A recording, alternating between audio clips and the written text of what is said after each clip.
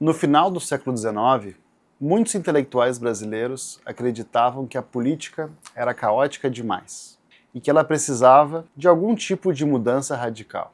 Os partidos brigavam, os interesses conflitavam, os parlamentos travavam, e a partir disso surgiam algumas alternativas que olhavam para a questão que é a seguinte: será que nós não podemos descobrir as leis científicas que regem a sociedade e a partir daí criar condições de uma política chamada científica? Será que a gente não pode aplicar as leis da natureza, da biologia, das ciências duras, vamos dizer assim, e aplicar elas em questões sociais, políticas e até culturais? Ou seja, a grande alternativa brasileira nesse sentido, ela vem desse caldo positivista, do qual eu escrevi meu livro, A Era Cientificista, que eu já fiz 2 vídeos aqui das semanas anteriores, cujo link está aqui na descrição, editado pelo Senado, na coleção amarelinha, em que eu trabalho a seguinte questão. Bom, essa descrença nos parlamentos, essa descrença na política,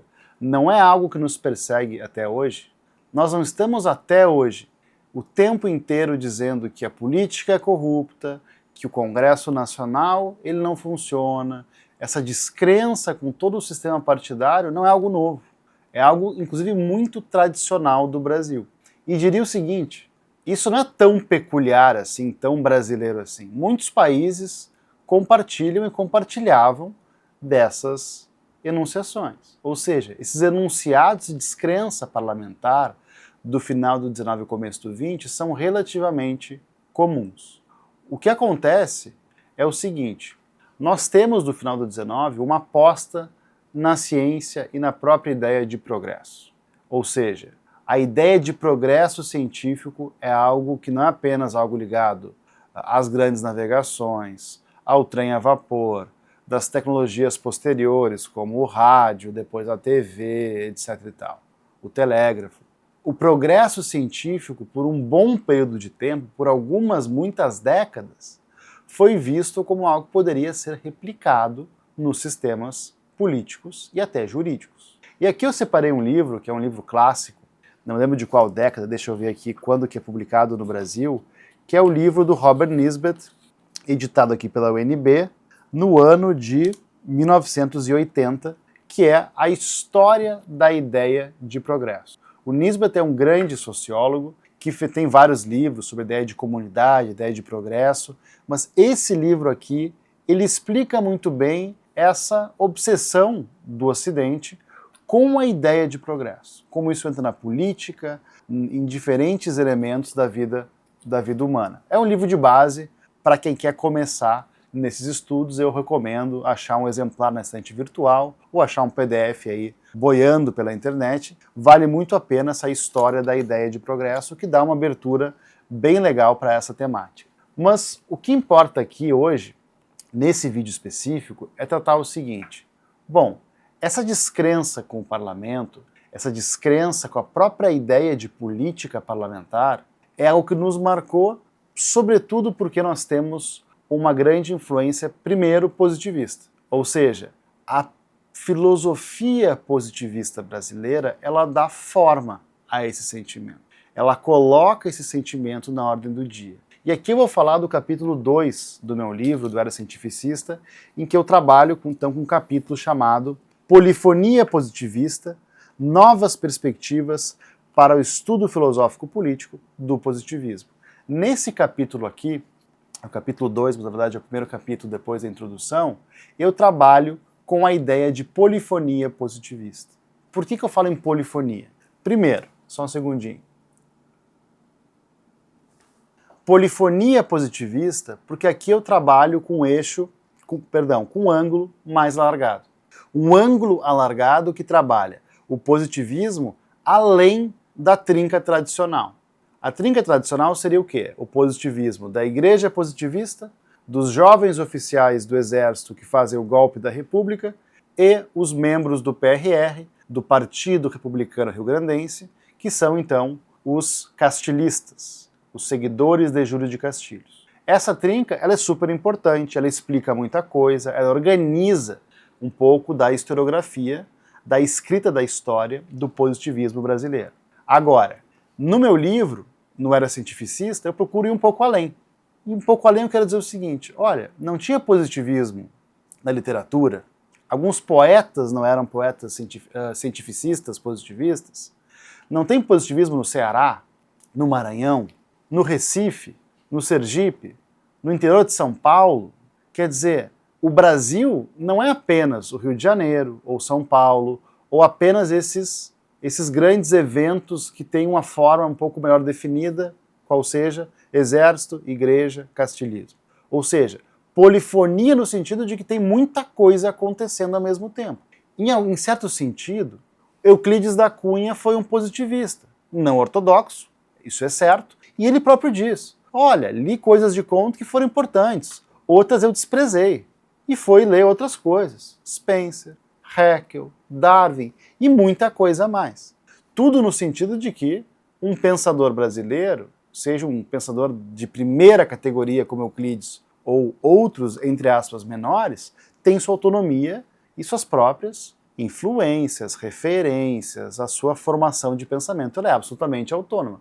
Mas a gente pode também trabalhar com a ideia de que eles têm referenciais teóricos, ideológicos, que a gente pode aprender junto com esse conjunto de referências. O Euclides, em alguma dimensão, é um pensador tipicamente cientificista, formado na Escola Militar da Praia Vermelha, portanto egresso das fileiras do Exército Brasileiro, mas que depois tem uma carreira como romancista, como escritor, como diplomata em alguns períodos. Ou seja, eu não posso colocar ele na caixinha do Exército. E assim por diante.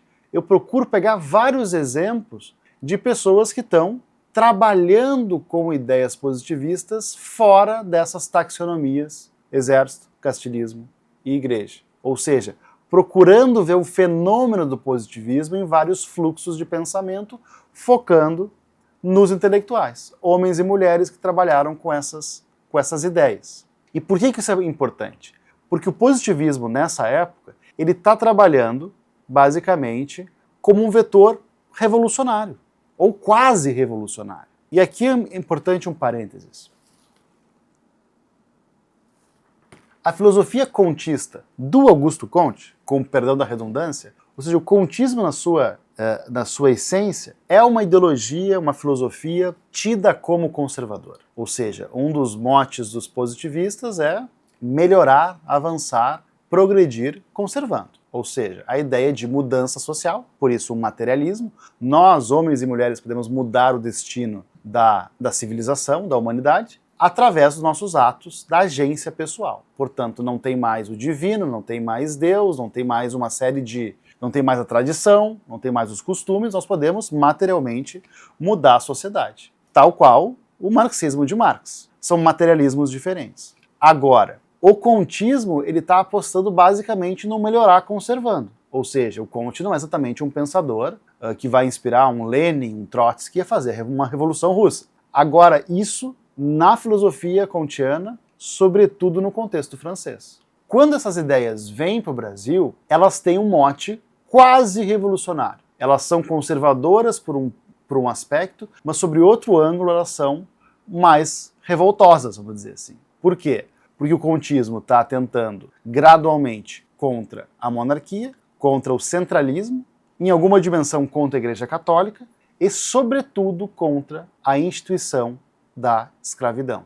Ou seja, os atores e autores positivistas estão observando a monarquia e a escravização de pessoas como algo típico do estado chamado metafísico. A lei dos 3 estados de Comte, ela define, resumidamente, um estado primitivo das civilizações, um estado metafísico, que é basicamente a bagunça do tempo presente, e se almeja chegar num terceiro estágio da lei, que é o estado positivista. Ou seja, monarquia, centralismo político, Igreja Católica e escravidão são tidos, então, como um atraso brasileiro. E começa uma militância, então, contra o Império e contra a escravidão. E isso é muito interessante porque, nesse ponto, o positivismo ganha, vamos dizer assim, uma nota totalmente diferente do seu paralelo francês. Ou seja, não apenas é uma mudança de verniz, mas é uma mudança de essência por causa do contexto.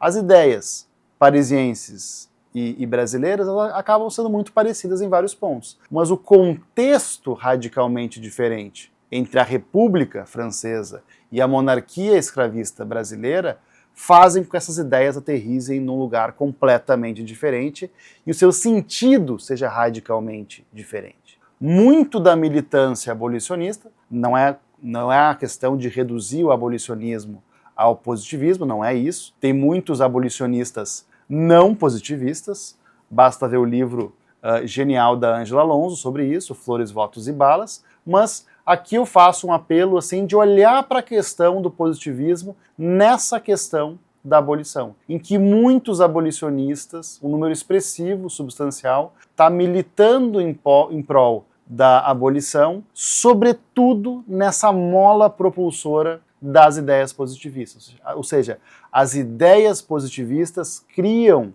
uma condição, criam um ambiente para a agência política. E essa agência política, ela bebe então das ideias positivistas num ciclo de alimentação mútua. Por que isso é importante? Quando a gente fala de uma polifonia positivista, a gente está olhando para esses múltiplos aspectos do rastreamento das ideias positivistas no Brasil. Bom, é isso. Só que o livro, e aqui eu vou trabalhar no próximo vídeo sobre essa questão, o livro, além de trabalhar uma polifonia positivista, ele está olhando então para a difusão também de ideias evolucionistas. Não é o foco do livro, mas é sempre um grande contraste. As ideias positivistas contrapostas e contrastadas com darwinismo, spencerismo, haeckelismo. Os diferentes evolucionismos são quase como uma contraface, ou como disse Nelson Boeira, são filosofias primo-irmãs. Ou seja, essas filosofias positivistas e evolucionistas, elas são como ideologias que correm no sangue de uma mesma família. São muito diferentes em vários pontos, mas é quase uma diferença entre primos e irmãos. Ou seja, elas sempre têm que ser vistas nesse contexto. Então, no próximo vídeo da semana que vem, eu vou trabalhar com outros capítulos para começar a explicar essa obra, e quem tiver interessado, o livro pode ser feito download gratuitamente no site do Senado Federal e também pode ser feita a compra no link da Livraria do Senado por um preço módico e frete grátis. Então, isso é uma parte muito boa de poder constar, então, na coleção amarelinha do Senado, com muito orgulho. Aqui o número 368 de uma coleção que já se arrasta aí a vida longa, com muitos anos, desde acho que dos anos 70, salvo engano. E o link do livro, então, na Livraria do Senado, está aqui embaixo na descrição do vídeo.